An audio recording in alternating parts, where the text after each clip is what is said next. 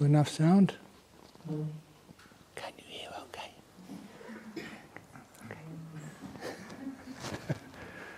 I think the sound should be okay. Is that recording okay? I'm sure it's fine. Okay. Christina's domain and I trust her entirely. Excellent.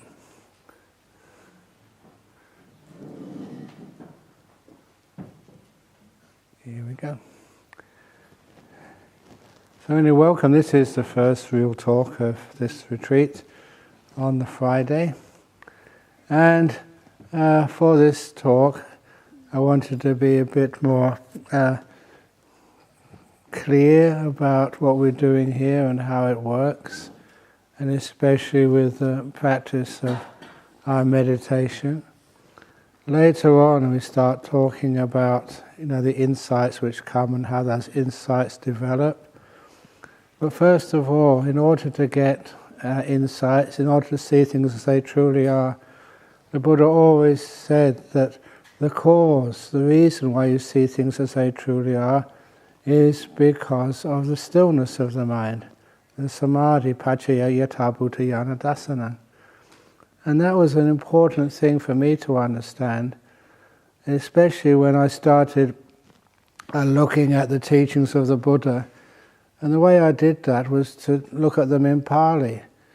And the reason I did that, because I had to learn some Pali. There was all sorts of confusion about what the monks' rules were, how we were supposed to practice. And so the only way to solve that problem was to learn these rules and read them in Pali. And once you started reading them in Pali, you got so many understandings and insights.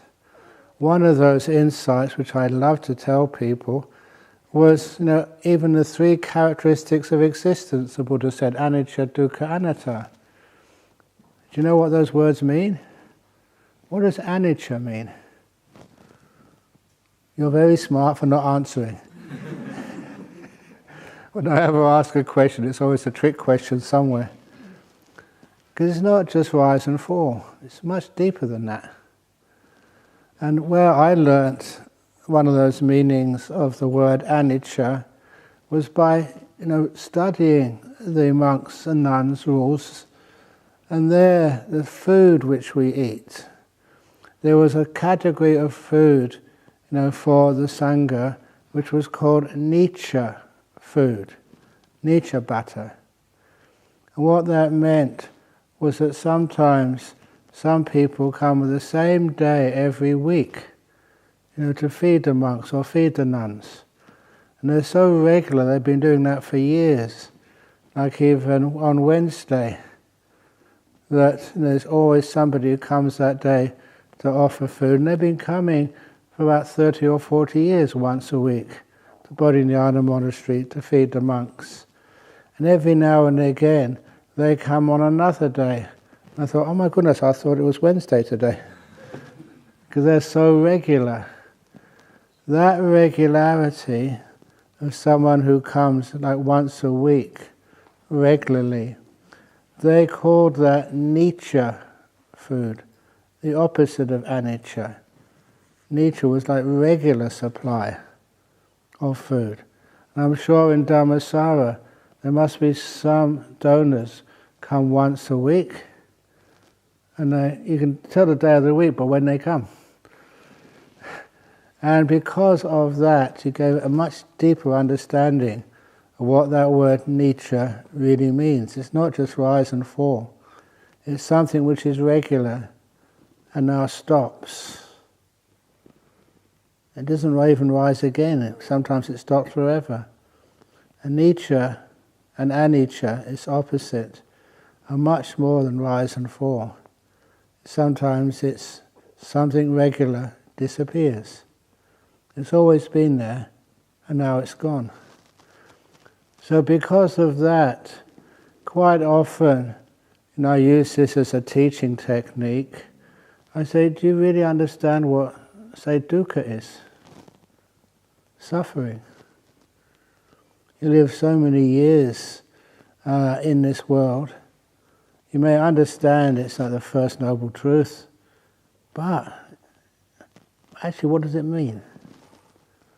If you really understood what dukkha meant, you really understood what anatta meant, you really understood what anicca meant, then you can put your hand up and say you're enlightened. How many of you can put your hand up to say you're enlightened? There's always something about these ordinary terms which we get to know and we get used to. There's always something which we don't fully understand. And that is where we get blocked from things like enlightenment. We think we know, but we don't. Now those three terms, anicca, dukkha, anatta, the one which everybody thinks they know is like anicca, and we don't. That's why when you really see anicca, it shocks you. It's like, wow, you see it much deeper than you've ever seen before. And it's those little parts of anicca which you haven't seen before, that is what stops you becoming enlightened. So how do we overcome that problem? And how we overcome that problem, obviously, is having such a clear mind. What do I mean by a clear mind? A mind which is not imprisoned by your past experiences or your past knowledge. How many of you are wise? It's another trick question, keep your hand down. Everybody thinks they're wise. And I'm not quite sure which Greek philosopher it was who coined this word. It was one of the Socrates and Aristotle. I think it was Aristotle. He said everybody thinks they are right. And it wasn't just a throwaway line. There's something deeper about that. Yes, you make mistakes, but at the time you're saying something, you think it's correct. Whatever you say, whatever you think in this moment, you always think you're correct. And when I looked at the mind in meditation, that's always what was happening to me. Maybe I knew I was wrong afterwards, but when I thought I was wrong, I thought I was right about the fact that I was wrong. In this very moment, we always have the perception that what we're thinking, what we're saying is right. And that was kind of scary to see the depth of truth in that throwaway statement. Well, what this means is sometimes why is it that we think we're right and we're obviously wrong? We see that later on. How come we can't see it at the time? And the answer to that, it was given to me by, again, one of my friends from university, and that was Brian, he was a very close friend. Sorry, not Brian, Bernard Carr. I thought his name was Brian, and I really thought I was right saying his name was Brian, but afterwards I realized his name was Bernard. Now I think I'm right about that. When you say something, you never think you're wrong, but it's much deeper than that. He told me this experiment of the levitating flower pot. It was a brilliant experiment which was done at Imperial College in London. It's one of the great technological universities of London University, and have made many great breakthroughs there. I remember even giving a talk myself there once, and the head of the Buddhist Society of Imperial College in London, he told me, I'm supposed to keep it a secret, but good stories I can't keep secret. He said that when he first went to Imperial College in London, it's just right close to, actually next door to the Albert Hall, central London, very famous campus. He got lost on his first day in Imperial College, and he went down some passageways, and he just didn't see the signs saying prohibited area. And he went down these staircases, down underneath the usual part of Imperial College where people go. And it was the place of the Home Office in London, Department of Defence. They always call it Department of Defence in all jurisdictions, but the main job is attacking somebody. So calling it Department of Defence is a bit of an oxymoron. And there was just all these scientists doing these really, you might call them evil, but undercover sort of equipment development, deep underground.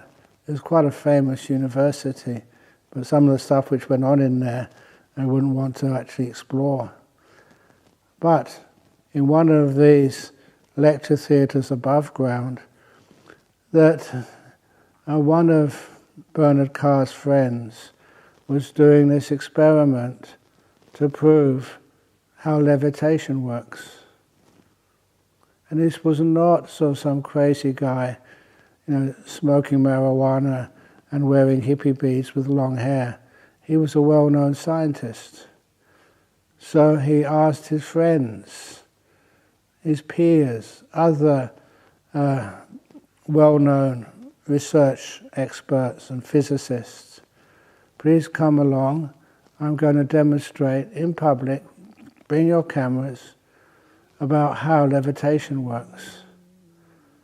And he came into this lecture theatre with a flower pot. He carried it himself. There's no wires involved. You can check out everything. We've got cameras as well. And because this was a great university, London University, in one of its prestigious colleges, they had all the very best equipment. He told me, like infrared cameras, ultraviolet cameras, so if anything happened, they could actually see it and check it out. It was real. For those of you who haven't heard the story before, the scientist who was leading this experiment, he said, to be able to levitate this flower pot, we need you to actually create like a holy atmosphere, some spiritual background to make this actually work. So I request each one of you to please chant Om. That's all, just Om. And there were these many very conservative, very traditional professors of physics all started chanting Om together. Om, Om, Om. And as they were chanting, that's when the flower pot lifted up. It actually worked. This heavy flower pot levitated up into the air. True. They had photographs, they had videos, every possible way of justifying and proving this actually happened. It worked. But the only reason, if you haven't heard this before, is a brilliant experiment, so simple but so deceptive as well. At the end of the experiment, they asked the professors what they thought of seeing, witnessing in a laboratory a levitating heavy object like a flower pot. And nearly all of them said they were quite surprised, but they saw it, it happened, except about two professors. He said, we were watching this all the time, and that flower pot stayed on the table all the time. So we got pictures, other people saw this. No, they said, it was on the table throughout this period. I don't know what the photographs are like or what the videos are like, but that's kind of like what we call these days fake news. It's been manipulated. And the other professor said, no, we saw it, it did levitate. And that's when they explained the experiment. The experiment was not to show how a flower pot rises up into the air. The experiment was to actually to show just how people will not see what they don't expect to see. Because what had happened was that as soon as they started chanting Om, an electric switch was turned on, and this huge current went through this electromagnet which was under the table in the lecture theatre. And because if ever you turn on a very large current, you can hear the hum of the AC current. And in order to hide that, that's why they had to all chant Om, Om, Om. That wasn't to create a spiritual atmosphere, it was only just to hide the fact the electric current had been turned on. But the point was of the experiment not to prove levitation, to prove that even trained experimental physicists in the top university would be unable to perceive something which shocked them, which they couldn't understand. How our knowledge, understanding, is controlled by our views. If we think something's impossible, you just don't see it. And that was the whole point of the experiment, and one of the brilliant experiments which was performed there. If right now we had a couple of aliens from Mars come and walk in here, and they said they were on the retreat, would you actually check on them that they've booked in and they've fulfilled all the requirements to be on this retreat? Would you do that, retreat manager? A couple of aliens, with antennas coming up and 3 eyes and 4 legs. I'd probably be checking myself in somewhere else. This is one of the wonderful little experiments which was done at such a high level of experimental physicists to prove that even we pervert some of the information which comes from our senses. We don't see accurately what's out there. So the light gets into our eyes and then it gets interpreted. And if something is really, really impossible, we blot it out. Our senses can sometimes, and very often, any psychologist would know this, can deceive us. We don't see what's out there, we see what we expect to see. And so because of that, even like something like anicca, sometimes people just don't see it.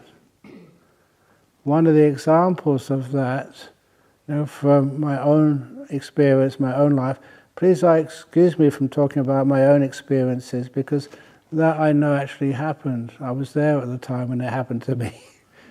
So that's kind of person, it's not just depending on somebody else telling me this. And that's, when I think after I graduated from Cambridge, that after that, I remember you go anywhere where there was a meditation retreat, because there was not that many retreats available for anybody in UK in the early 1970s. And so one place I went to do a meditation retreat was only a weekend retreat in the north of UK. And the place is still there, it was a Zen retreat. And when I went there, I had no idea of Zen meditation, how that's anywhere different than Theravada meditation or even from Tibetan meditation. I used to go to both of those kind of centers. First time I ever did a Zen meditation retreat. And the instructions I was given was you sit down and just eyes open and you just face a wall. The retreat center was an old farm, and the retreat sendo, which they used to call it, was just a converted barn. And because it was just a barn, the walls were painted white, and I had to sit there with my eyes open, just staring at a white wall, without any instructions. And sometimes I value not having any instructions. I didn't know what to expect, I didn't know what to do. Just keep your eyes open and just keep watching that wall. So sometimes any of you who think you don't get enough instructions, there's a purpose for not giving you too many instructions, and you'll understand it in a few moments. But I did notice how to be mindful and how to be reasonably still. So I was just watching this wall, eyes open, and then the wall vanished. Your eyes are wide open. And one moment it was there, the next moment it was not there at all. It had gone. Totally gone. And that was kind of weird. But in those days, that was again the early 70s. That's when a lot of my friends were taking illegal substances, and they're telling me all about their experiences. And so when weird things happened in those days, that was considered to be cool. So we weren't afraid or frightened. You say, well, this is interesting. What does this mean? So when a wall vanishes, I wasn't scared, and that was also really helpful. Yesterday I said a lot about please, put aside fear in this meditation retreat. Because if you have fear, you kind of run away from what you're experiencing. It's all safe. But then it was quite easy to understand when you weren't blocked by fear, when you realized this was actually something true happening, a real experience. Because I wasn't perverting what my senses were showing me, you could see it much easily. And of course, all that was happening was a very important little experiment on just how meditation works even. If you look at something, even like a wall, eyes open, for long enough, and you've got a quiet mind, you're not thinking, you'll find that what you are watching, because it doesn't move and doesn't change, the sense of sight turns off. Like you flick the switch, it comes automatically, not what you do, and you're not seeing anymore. This is those experiences when your body starts to disappear because of stillness. It's just what the brain does. Those days I didn't have many similes to explain that experience. These days you have the simile which you'll understand so easily of your computer. If you don't click anything, you don't press the mouse or do anything, what happens? Computer goes to screensaver, and after screensaver, it vanishes, it disappears. It turns off. And that's very much how the mind works as well. It only perceives things which change. If they stop changing, they're just there. That disappears. And that gave me a great understanding of how this meditation actually works.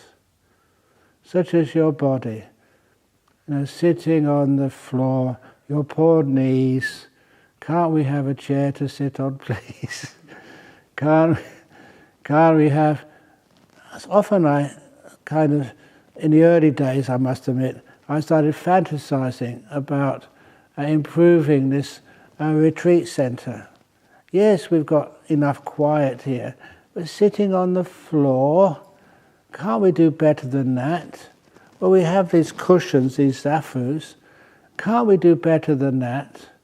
We have an aircon in this room, but can't we do better than that? Because sometimes, and I see many people here wearing blankets around them, and I'm really, really too hot. I'd love to actually take this thing off so I can actually be more cool. So what I thought of doing once is having a special meditation cushion. Now these round seats are just so old-fashioned. Can't we have a high-tech meditation cushion? And I started designing it when I was being very restless. Imagine your cushion, a nice big one, and you have like the TV or the aircon, a remote control, and so you can actually push it, one button, and then that lifts up the back of the cushion in case you're a bit stiff. And then one cushion for just under the right knee, and that can be lifted up. Under the left knee, that can be lifted up. If you're a bit stiff, it can give you like a massage. The technology is there. Why can't we do this? And then also, if it's a bit hot, you can press another button and these beautiful waves of cold air can come up from the sides of the meditation cushion to keep you cool. If you are too cold, it can warm up for you. I've been in these cars which they have in, say, Europe, and they can actually warm up the seats so you don't feel so cold. Why can't we do that with meditation cushions? And then, many people just always, just press a button, you get the right temperature, and you get just the right amount of massage. But also about what happens if we get sloth and torpor. How can we deal with that? And that's so simple. You have another button there, and then you get you put your cup next to it, and then a nice cup of coffee can come out for you. So you don't need to even get up to have a cup of coffee. You can just actually drink it where you are, and then you don't disturb your meditation. And of course, there's other ways of, I've been to hospitals when people can't get up, they need to go to the toilet, you can get another device you can put on there. So you can see how fantasies work. But nevertheless, it really started showing me just how this body is very hard to look after. How can you get some peace in your body? I'm not talking about peace of mind yet, but comfort in this physical body of yours. And of course, how you do that is like even leaving your eyes open. As long as things don't move, sense of sight turns off. That's really important for me, because when you close your eyes, my sense of sight turns off very quickly. It's not working anymore. You flip the switch and there's no sight. I wish I could do that with my body, especially when you get old. When you get old, there's always something aching somewhere. It's not aching, that's one of the reasons why this was in Thai culture. In Thai culture, when you get old, they're called old men, po oi, and old women, me oi. Po means like Mr., and me means auntie, like lady. And oi, the only reason they have this word oi, because when old people get up, male or female, they go oi, oi. And that's actually true. When they explained what it meant, I thought how valid that is. In Sri Lanka, what do you call old people? Not to their face, but when they're not listening. Because that's one of the reasons why I think that old people should eat more greasy food.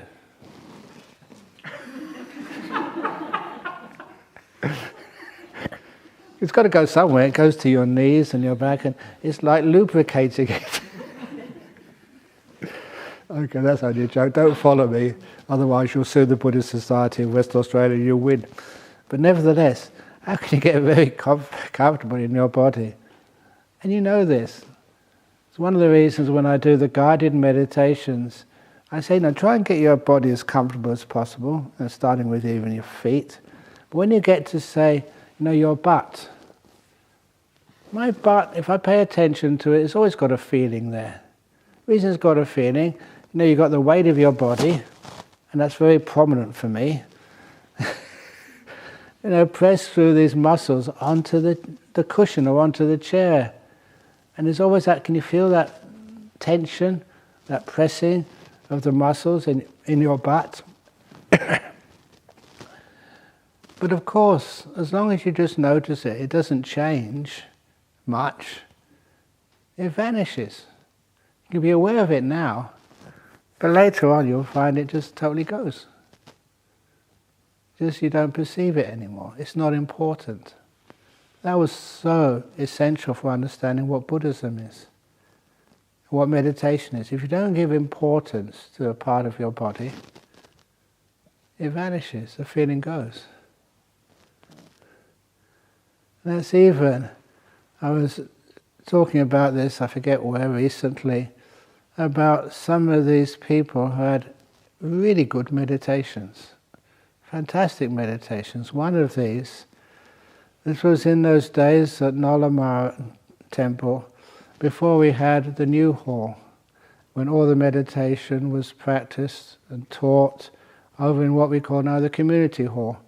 And we have the food offerings and stuff in Nolamara Temple. And I remember this guy coming up to me with a big smile on his face. I knew he was really suffering. He was one of the few people in Western Australia who was legally allowed to have any medication which was available, even which was illegal for others. And the reason was he had very, very severe chronic back pain. And in order to, I remember him telling me this, that his doctors, I was in Osborne Park Hospital over here, any person who has such severe pain, it's very hard to tell their friends and relations that it really hurts. So he had to have much more accurate description of how he felt. And so having given him a CT scan, that's when they told him that you've got the same level of pain, we can prove this, the same level of pain constantly as if someone's having their arm sawn off with a handsaw, not a chainsaw. And that's actually, if they saw my hand off, or my arm off with a handsaw, that's the level of pain I would feel. And he was feeling that all the time. Medical proof. So sometimes I can't comprehend how you could endure that. But he had no choice. It was just there. That's one of the reasons which motivated him to really get into his meditation. The only thing he could possibly do. And he'd been talking to me about how he'd been feeling and how he'd been meditating. And that's when he came up to me at the question time after the meditation class on a Saturday afternoon. And he told me, he said, with a big smile on his face, I've finally done it. When people say that, and you can tell by their facial features that something actually has happened, he was at peace and kind of really joyful. I asked him, he said, was it the ECG you finally got flat? He said, oh, no. ECG was easy. I did that weeks ago. The EEG as well. I've got both of them flat now. Because he was in this pain clinic and I was giving all these tests and stuff. And he managed to get both of these things totally flat. And then cheekily he'd turn around and say, see all those people in the back who never come here before? They're all my doctors and psychologists and psychiatrists or whatever from Osborne Park Hospital, trying to find out what the heck is going on in this place. But something was actually working. And as well as that, there's a few people may have known one of the previous, he was actually our treasurer for a few years in the early days at Nolamara, and that was Ron Story. I think, Diana, did you remember Ron? He was our treasurer, and he lived just a few doors away, from the main Vihara. He used to be in the British Army before he lost his faith in the army and just resigned before he got even his pension. But one of his stories he used to tell me is when he was a soldier, he had chronic migraine. And so every now and again the migraine would hit him, and the only thing he could do to lessen the pain of that migraine was find a quiet, dark place and go in there. He wasn't a Buddhist, he didn't know how to meditate, but he went into this quiet barn, and he just said how he described it. I knew him very well. He just went inside of his own body and mind. He said when he went inside, so he usually got to a place where he couldn't feel the migraine pain anymore. Restrict the supply of tea to the army. If there's no tea available for them, they give up within a day. Available for them, they give up within a day. So that was actually, Adolf Hitler's big mistake. If he'd have bombed the tea estates in Sri Lanka and India, the British would have given up straight away within weeks. There's a lot of truth to that. But anyhow, so they was asked to stop for a tea break. He had a bad migraine. He was in the countryside. He saw a barn. He went into that barn and sat down in there. And then the order came out, get back into the truck, you've got to move now. And they forgot about their friend, Ron. He was still in the barn, so they thought, better pick him up. So they reversed, went into the barn, picked him up, and then just carried him to the truck and put him in the back of the truck. And only afterwards he came out, or wherever he was, and when he opened his eyes, where am I? I was in the barn, I'm in the truck now. What went on? They'd actually moved him when he was in a deep meditation, going inside. And army personnel are not known for being very gentle. It wasn't just, quick, don't disturb him, just put him down gently. Dump. And that kind of proved to me that when he was in that state, he wasn't aware of his body. He was perfectly content and happy, but deep inside. That's what happens in meditation. And it proved to me that how this meditation happens is when all your other senses, the 5 senses, become really still. You're sitting there, there's nothing to do. So you don't do anything. You sit and you watch your awareness go deep within you. I'm not talking about physically deep within, not to the center. What's the center of me? Probably my tummy. But no, not that, but just going deeper beyond the 5 senses into the world of the 6th sense. And that is actually really important to know what meditation is. And the other part about to know what meditation is, how can you actually do that? Isn't that scary? You're losing sensitivity to your hands, to your back, the rest of your body, you can't hear things. That's one of the reasons why I said you have to have a sense of safety, first of all, to be able to do that. If you feel there's any danger, you can't just let go of your sensory alarm systems. This is our security, our senses. And I also mentioned last night that sometimes that security system of your 5 senses, sometimes that can make mistakes. Sometimes you can hear a little mouse and you find out it's not a mouse at all. It's not a tiger. It is only a harmless mouse. Sometimes, especially this happens at the ladies' quarters in Jhana monastery. A lot of times people come and complain to me in the morning, I can't stay here any longer. There was a ghost outside the window. I could hear him or her. They usually assume it's a him. And I have to keep telling them, that was not a ghost. That's a kangaroo. Because the kangaroos, they do sort of graze at night. You can't see them. And sometimes the way they walk, sometimes it's so easy to interpret that as somebody walking outside the window of your bedroom at night. Oh my goodness, what can that be? But anyway, if you want to take a photograph and get the kangaroo arrested, I'm sure the police will regard you. Anyway, this is how sometimes our senses are not trusted. For they can be very deceptive, except, when they become enhanced. And I notice how they become enhanced, how you can see things more clearly, and what happens when you can observe more clearly with more mindfulness and more clarity. And that's a simile which I hadn't told for a long time, except a couple of days ago. That's actually walking up the hill of Kingsbury Drive.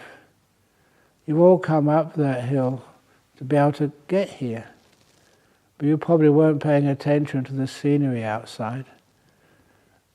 And this experience happened, I think, after 7-8 years of living up in Bodhinyana Monastery. I've been going up and down that hill maybe, 3 or 4 times a week. And so I thought I knew what that hillside looked like. Even many of you say Prem over there. How many times have you driven up that hill, up Kingsbury Drive? How many times you walked up? Oh, you did walk up once. Great, well done. The first time I walked up that hill from the bottom, it's much harder walking up as a monk. You know why? Because people won't let you. They say, no, we'll give you a lift. No, your purpose in life is to allow us to help you so we can make lots of merit from you. And so they have all these arguments. They won't even let me walk up. Even, you know who built this place, or really helped build it?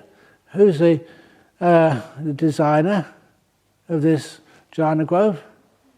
Who designed it? Ajahn Brahm. Yeah. And who built a lot of it, especially when anything goes wrong? It was me for years. I could get on the roof and do the plumbing and do a few brickwork, know where all the pipes are. But then what happened? When I started getting a little bit older, I remember they kept telling me, you can't actually climb on the roof to take off the roof sheets to get at the plumbing inside. I said, well, I have to. I'm the only one who knows what's going on in there. And then they said, no, you can't. And then you know what they did? One of the caretakers here, please, any of the caretakers here, please never do this. They took a photograph of me on top of the roof. And they said, that was really mean. And then they sent it to the committee.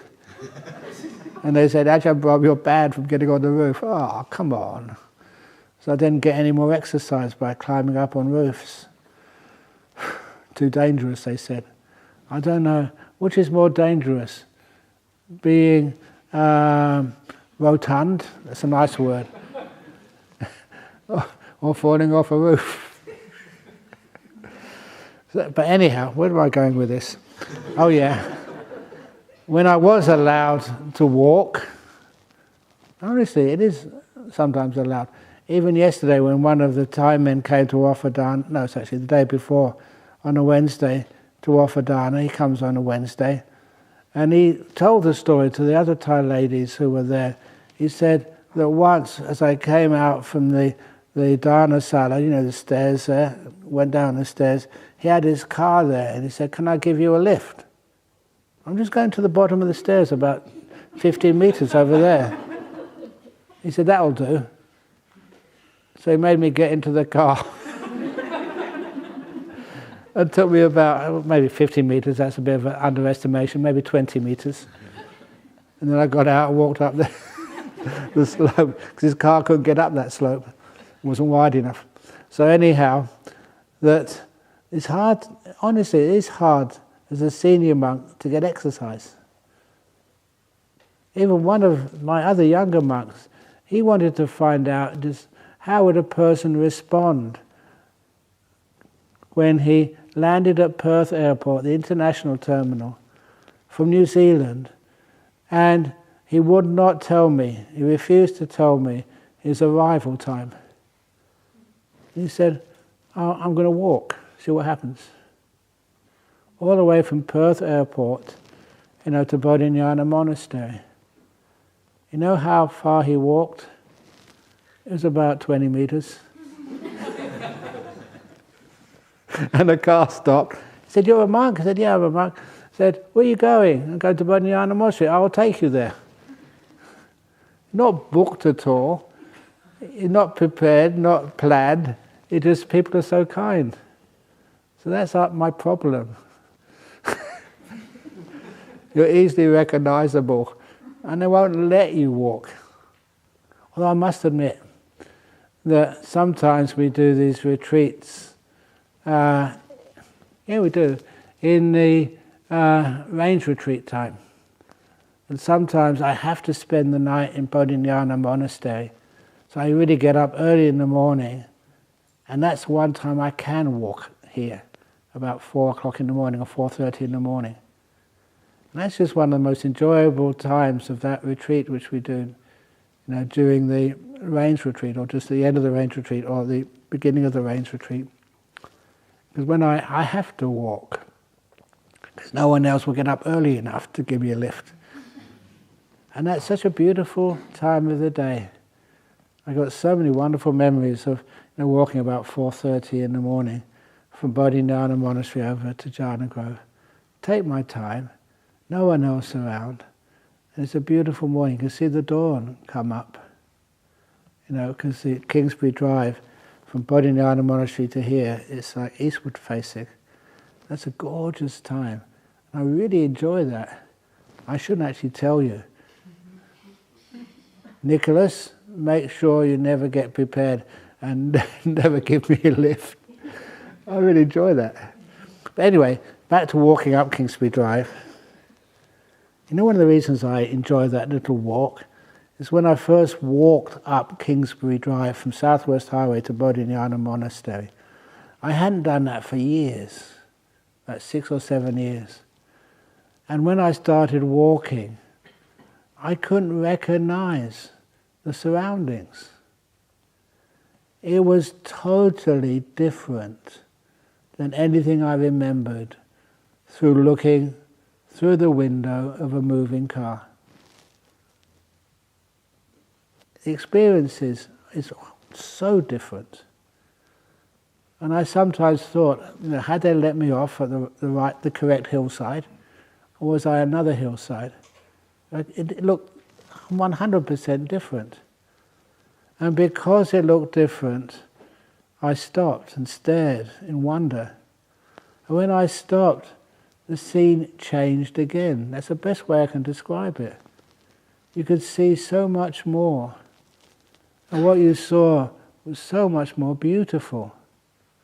And that kind of surprised me. It was the same hillside, but because I'd stopped, you could see so much more. When any of these things happen, there's always a cause for it, and the cause became really clear. Having had a background in science, when you get an image on the back of your eye, on the retina, most of the time, like even now you're looking at me, maybe looking at something else, it doesn't have a chance, not enough time to fully form a full image of what you're looking at before you move on to another image, and then another image, and then another image. It was like those days when I was at school. You develop, there's not digital photographs, but I don't know what you would call them, on photographic paper, and you actually see the image slowly come out and become visible to you. If you took that piece of photographic paper out of the developing liquid too quickly, it hadn't fully completed the image. The image was not accurate, the colours hadn't fully formed, and that's exactly what was going on in the back of my eye most of the time. You had image, another image, another image, another image. So none of those images fully developed in the back of my retina. And also, it wasn't, any colours weren't really full. But when I stopped and just stared, all those colours of the grass, of the trees, it wasn't just one colour. There was so many different shades of brown on those trees. And you could see all the rocks and the lichen on those rocks, and the little stream in the bottom of the valley. You could see all of that. And it was like it was all polished, nice and clean. So all the colours were so visible. It started looking very, very beautiful. It was always there. But my senses weren't clear enough to see them properly. You needed that stillness. But the most interesting thing of that experience was how beautiful it all looked when you were going slowly, when you're becoming still. Now you understand, I hope, from that little simile of how meditation works and becomes effortless. You can't take your eyes or these eyes of your mind away from what you're experiencing. I'm sitting down and even my body does this. I'm an old monk. This is my 74th year now. But every time I start doing my body contemplation, I used to do a body scan, starting with my toes and then to the balls of my feet. Sometimes I can't get much further if I'm doing it by myself. It feels so nice, so beautiful, so pleasurable. You just stay there. You don't move. And then it gets even more delightful. And you know what to do next. You just allow yourself to go deep inside those experiences. The reason why it becomes beautiful, the trick is, it's said by the Buddha, but many people miss this, that what you're experiencing is no longer a kaya sankhara. It's not created by the body. It becomes a chitta sankhara. It becomes from the mind. This is how the mind experiences the feelings in my feet. You're knowing it rather than feeling it. And that becomes so beautiful. You get the pleasure associated with the body senses disappearing. And I'm mentioning that to you. You can prove that so easily. Sometimes even if you're doing like a breath meditation, you're watching your breath. Is the breath blissful? Is the breath so lovely that you give up lunch for carrying on watching this breath? It sounds crazy. But what happens is you're just watching your breath and it becomes incredibly delightful. You're enjoying it so much. Somebody rings the bell, it's time for breakfast or it's time for lunch, and you know you've got a choice there. If I don't get up and go to the dining room, there probably won't be any food left. If there is any left, it'll be too late for you to eat it. I don't want lunch. I just want this, carry on with this bliss. And that's why many people miss lunch on a retreat. You don't want it. You'd rather carry on meditating. You can make up tomorrow morning. Has that ever happened to you? You don't want lunch because you're just blissing out inside. So if that ever happens here, to you or to someone else, you see it's 11 o'clock and somebody's sitting here so peaceful, just have a quick look at their mouth, and if they've got a big silly smile on their face, please leave them. They're enjoying some of these wonderful, deep, blissful meditations. The five senses have vanished and are in the realm of the mind, and they're having, I always say the time of their life, that's the wrong expression, the time of their lives. Enjoying themselves immensely. So, understand what is happening. When the five senses vanish, you're not unconscious.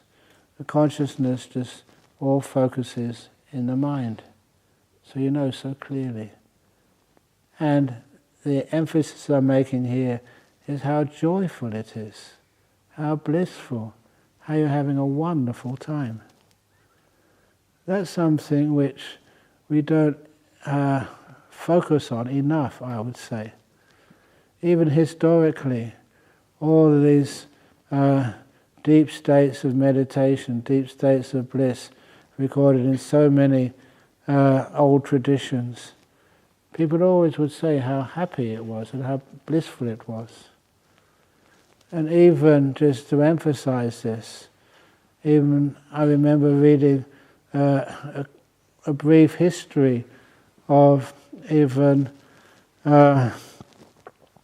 St. John of the Cross, Christian. He would go off into nature and he'd come back in the evening. You can see just he'd been blissing out all this time. So happy, so joyful. And that's only the start of things.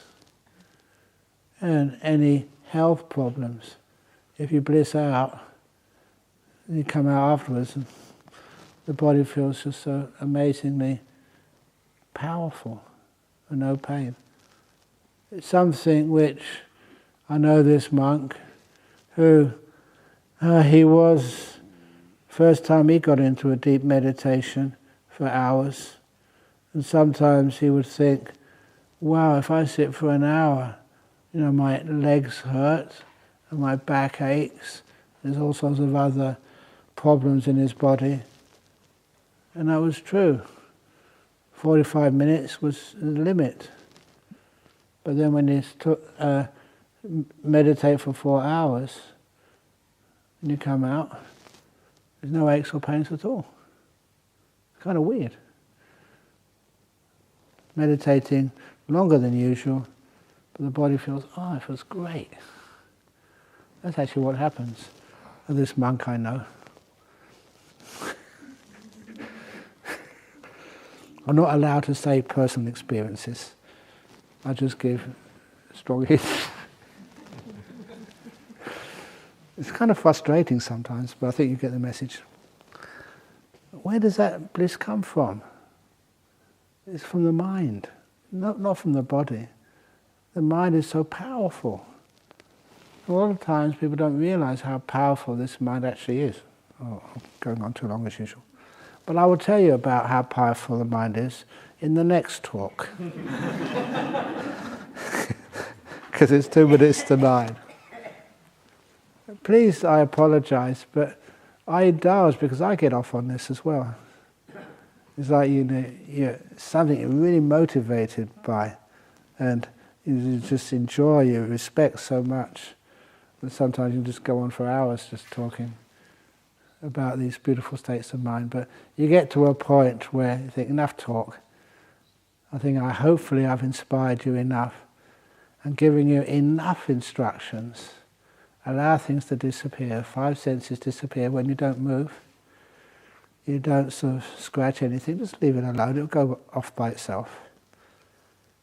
And you get great insights as well. I think it was the last Friday at Nollamara, I told about the insights about how to deal if there's any flies land on you. Because that's one of the problems we have in Perth. During one season of the year, there's so many flies here. And so I was talking how to deal with if a fly lands on you. Just, no, don't worry about it. The flies over here in Perth don't carry any diseases. Not only that, the flies, especially if they land on you in this place, in Jhana Grove or in Nollamara Temple, they're Buddhist flies. And I proved that. Because what happened?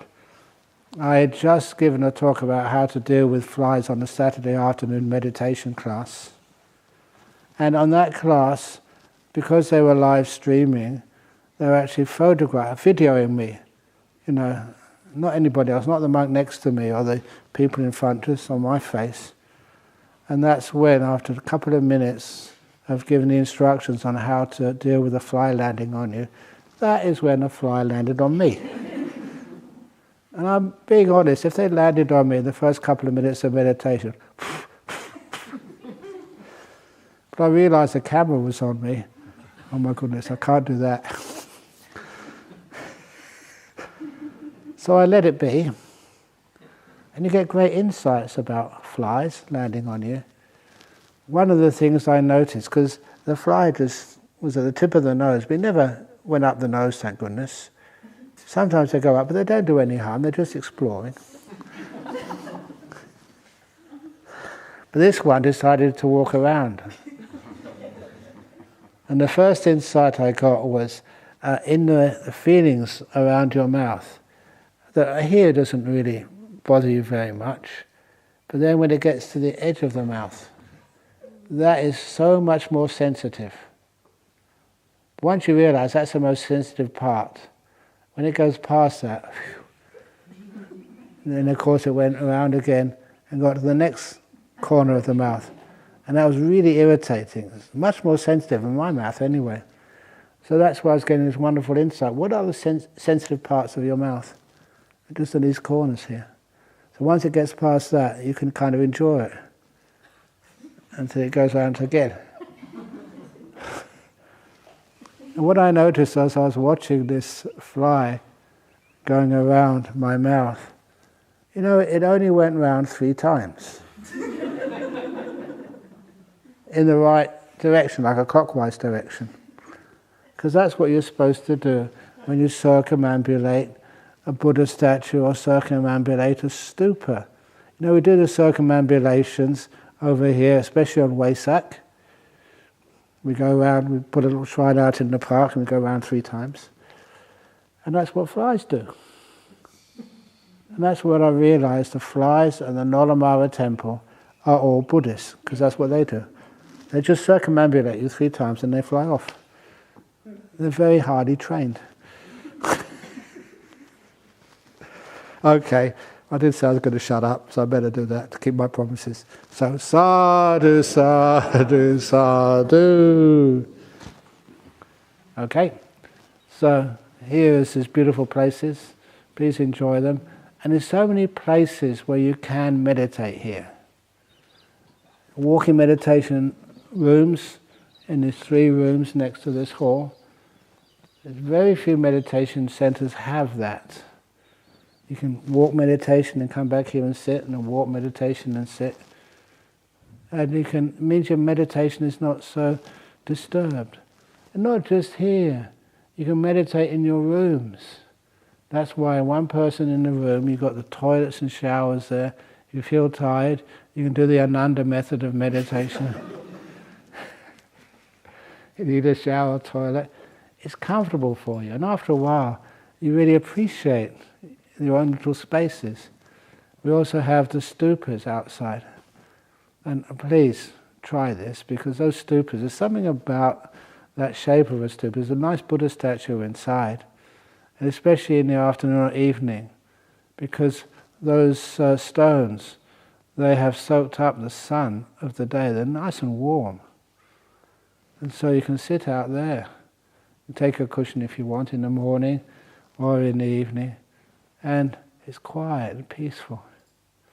Especially that stupa on the looking north, because then you open your eyes, these gorgeous views as well. Whole space right in front of you, unimpeded. They're great places to meditate as well. So don't just meditate in here in the afternoon.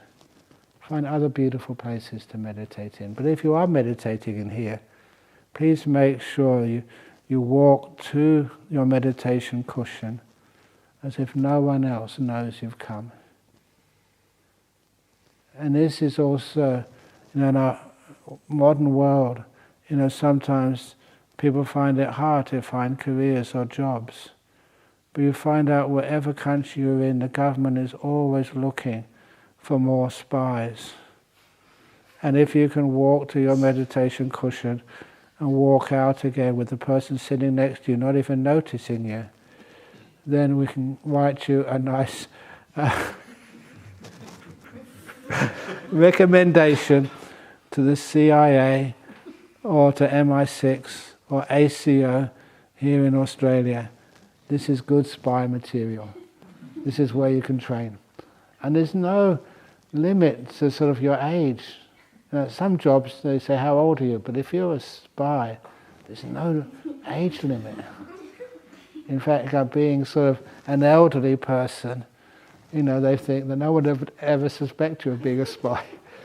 So you can get a job pretty easy. Do you want a reference?